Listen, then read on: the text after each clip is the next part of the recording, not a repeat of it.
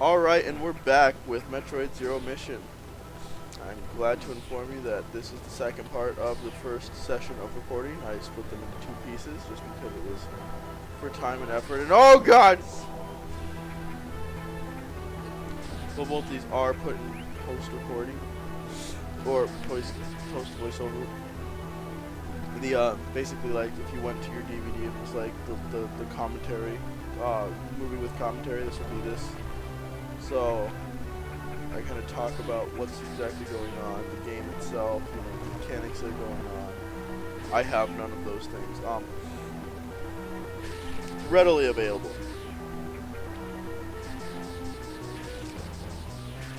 For most of this.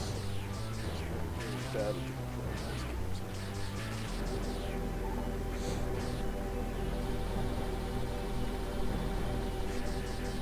This is where I figured out I know exactly what item I'm going to get later on. Because usually after you face a boss, you get an item, you know, standard video game rules in most cases.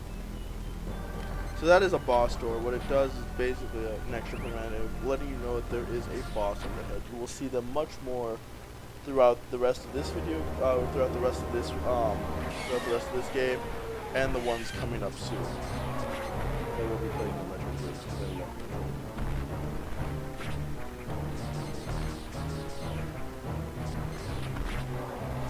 So this is Kraid. To explain what his attacks are, one, he will fire off his toenails at you.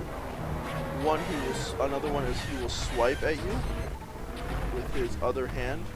And his third one, and you can see his 3 belly buttons down there, they actually do have the most hardcore of belly buttons in the history of mankind.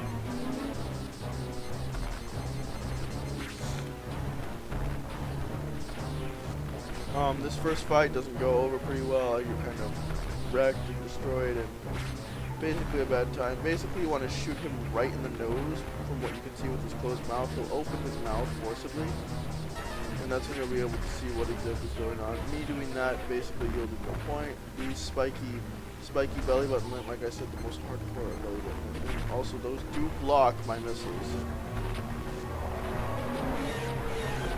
Kind of see you want to shoot right in that gullet just so it eats every single bit of it.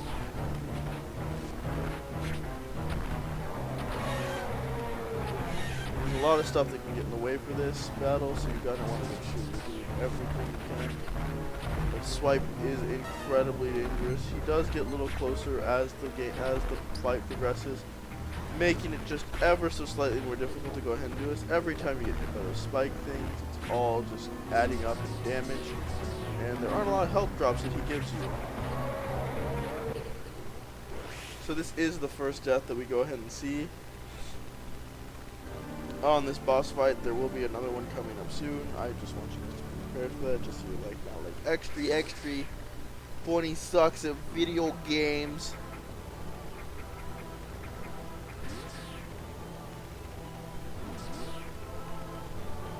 So it's just me re-exploring, just kind of just boundaries collected. This is me just being kind of a doof, just kind of shooting downwards. And just, I think near the end of that I had said, I'm like, man, that wasn't really had any point, but it was fun to watch and fun to look at. Fun to do and fun to look at, oh my goodness. I can no longer English in post-dated recordings. Probably never gonna have to do this again.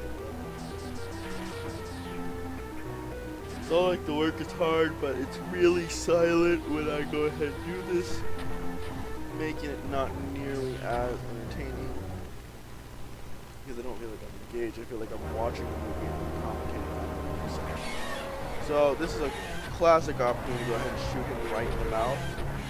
So you can just go ahead and do that. That's how you actually would cheese the same boss in Super Metroid. Kraid actually does come back in Super Metroid, as well as some other ones, I think. He's a fun boss. He's not a very common one. Ridley is the most common, who we will actually see in the next video that I had already recorded. And those ones actually will be live.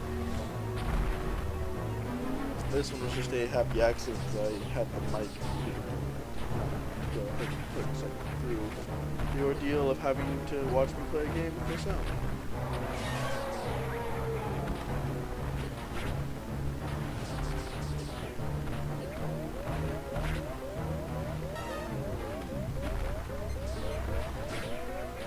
So what we're trying to go ahead and do here, he's already, as you notice, he is turning a deeper shade of red.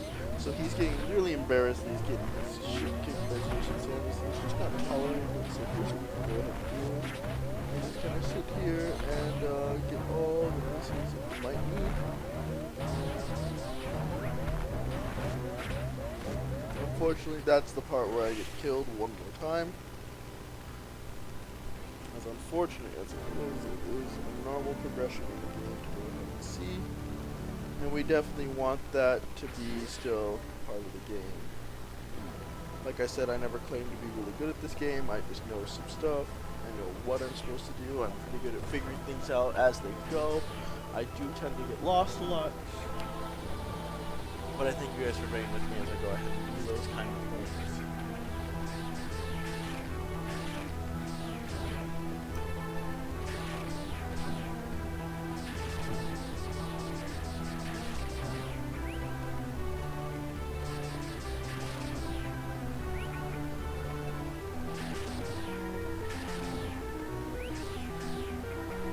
So we're going to go ahead and go back over the grade. And this time I use the one where we actually do a large amount of progress.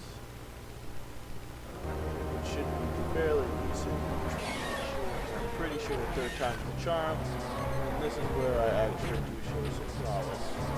That I can be good at this game and feel like I should have good. I did find out that you have to shoot the lower part of this jaw to go ahead and make sure that everything goes smoothly.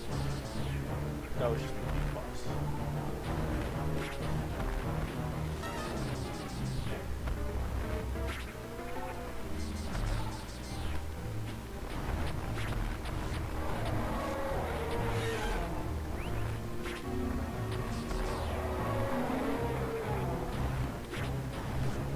I am trying to collect items as I continue on.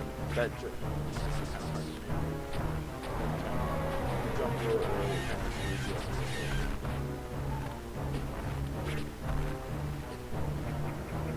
I did end up taking a lot of damage right there, which is a bit unfortunate, but you know.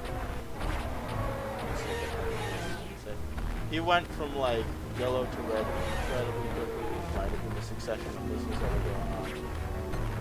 This is where the boss was a little bit harder, just destroyed that part of the platform, but then he died.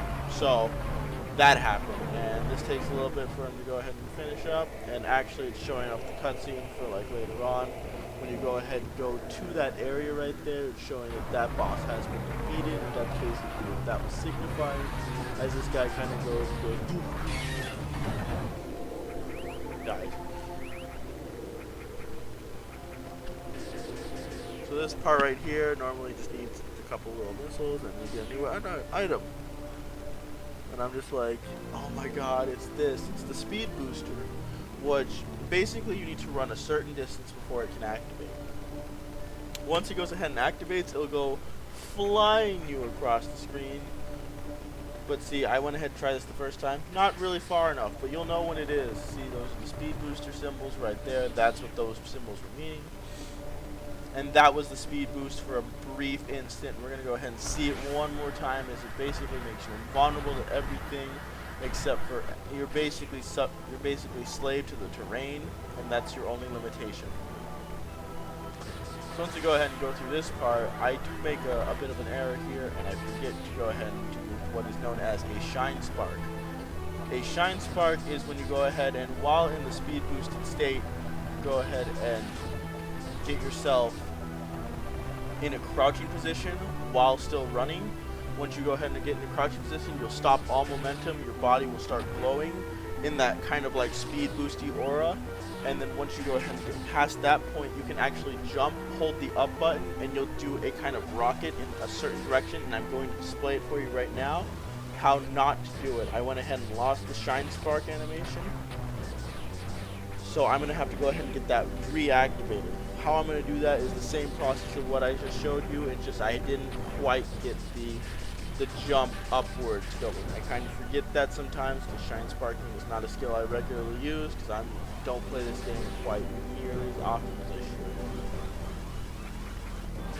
So here I go ahead again, and I lost it one more time. It's okay, it just kind of happens. It's something that is a little frustrating to go ahead and see. but I'm just going to continue to explain like what the uses are. So when you go ahead and do a Shine Spark, however, you can actually continue your momentum if you hit a slope, such as those ones, and you'll be able to continue your running momentum, as well as be able to stop for another Shine Spark. Basically, it's the thing that holds your momentum in a check. That's what the proper Shine Spark looks like. That is an upward Shine Spark rather than a charging one. And this is a charging one. Like I said, it holds your forward momentum fairly well. However, I did mess it up, so I'm just kind of going ahead and explaining all the uses that it can have while I'm displaying my levels of stupidity. So that's the full explanation of Shine Spark. It does have some other uses. Some of them are pretty crazy. But this is basically what I was trying to do. It held no reward, which made me a little bit sad in the recording. It was kind of like, there's got to be something here. There's gotta be something. Actually, also what you can go ahead and do, you see those platforms that I kept falling through? When you're doing the speed in the speed boosted state, you actually cannot be affected by those blocks. You run far too fast to be able to have that happen to you.